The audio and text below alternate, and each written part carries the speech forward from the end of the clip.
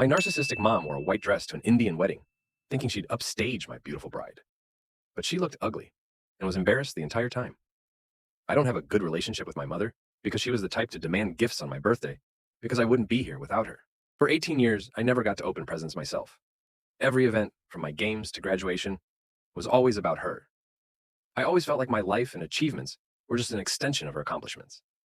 I think I suppressed my resentment because everyone around me always acted like this was normal. I didn't know how to cope with this, so I just tried to get as far away from her as possible. I applied to the furthest university I could realistically get in and stayed far away because anytime I had to go back home, it was the same story. At university, I was lucky enough to meet Pia, and for the first time, I started to like who I was. I didn't feel like I had to hide or play down my accomplishments or even my failures. And her family was so warm and welcoming. It felt like my childhood was just a nightmare of the past. I thought the best way to move past it was to just move ahead. I was ashamed of my mother's behavior and the ugliness of my resentment, so I pretended everything was fine and invited my parents. To my wedding with Pia, I actually had a really clear vision of what I wanted in the wedding, just an event that would be about me and not my mother. These suppressed feelings led to me unfairly lashing out at Pia when my mother tried her old tricks and asked to wear white to our wedding. At that moment, I forgot white wasn't the bridal color in Indian weddings. I just felt a cold sweat that another precious moment would be hijacked by my mother. Pia and I got into a fight about her letting my mother wear white. But she said it was okay because there was no way a simple white dress was going to outdo her wedding look. And for a while, everything was fine, until unwanted memories kept invading my head. No matter how much I tried to bury my head in work or exhaust myself by exercising, they always came back. I ended up having an actual meltdown that night. I was sobbing and crying. It was probably my ugliest moment. The next morning, I half expected to wake up alone and get a text that the wedding was off. Instead, incredibly, Pia stayed with me. She convinced me to go to therapy, encouraged me through those first few hello sessions, and gave me space when I needed it. Therapy really helped. I was able to understand why I was feeling angry and upset, and had to deal with it beyond just trying to ignore it. I apologized to Pia earlier, but it let me actually be honest with her about my family. It really transformed our relationship. I took over the wedding preparation with the help of my in-laws, and I got to actually design my dream wedding. My mother-in-law later told me she was really relieved that we switched because my lovely Pia didn't really care about the colors or flowers and had virtually no input on any of it as long as we were getting married. My mother-in-law was also very encouraging and patient and letting me voice my input. The actual wedding went really, really beautifully. Pia was ready to resend my parents' invitations completely after everything, but her terrifying little sister suggested we invite anyway as a final sort of foo to show them I wasn't alone anymore. And no matter what they tried, this time things would go my way. I have to admit, that did appeal to me.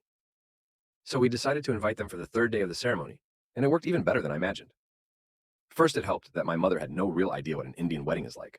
So when she showed up in a long white tulle ball gown, security actually thought she had the wrong address and didn't let her in. This was actually something I didn't plan, but I felt such joy seeing my mother fuming by the gate while other guests were let in compared to the embroidered silks and sleek satins of Indian clothes. My mother's ball gown honestly looked frumpy. Instead of stealing the show, she just looked like she didn't belong then. My mother tried really hard to interrupt the ceremony. First, she tried coughing, but luckily Pia's aunt sitting next to her gave her a cough drop. Then she tried to initiate a conversation, but Pia's 5-year-old niece loudly said, "Don't you know it's rude to talk during weddings? I'm 5, and I know that." I later learned that she had been coached to respond this way by my wonderful, terrifying sister-in-law. The third time she tried to interrupt, Pia's cousin, who had also been coached by sister-in-law, jumped and loudly whispered that the food didn't seem to agree with my mother and needed to go to the bathroom immediately, and basically pushed her away. After that, she stayed embarrassedly quiet for the rest of the ceremony. Throughout all this, everyone else acted like she wasn't there. In the after-party, the difference between my mother and everyone else was unpleasantly accented by her ignorance of Bollywood/Hollywood dance skills. So she tried to refocus attention through conversation. She turned to my mother-in-law and started to complain about how hard it was to raise me. My mother-in-law, bless her heart, said however difficult children are, they bring 10 times as much happiness just by growing. Your son is such a wonderful young man. You must be so proud of him. My mother didn't like the direction of the conversation, so she turned to Pia and asked her if she was sure she wanted to be with me. This was after we'd gotten married. Pia looked at her like she was a bit slow and said, "Why would I be marrying him if I wasn't sure?" My mother loudly asked her again if she was really sure, because I used to wet the bed. I haven't done that since I was 8, but there she was loudly announcing it for all and sundry. At that moment, I really, really hated her. It felt like there was something stuck in my throat and no words came out. But Pia didn't have that problem. "You must be confused," she said, and it was so confident with a touch of concern that my mother looked like she was actually confused. Then she raised her voice so it could be heard over the music. "Dear mother-in-law, I know we are family now, but it's much too soon right now or ever for me to hear about your bedroom activities."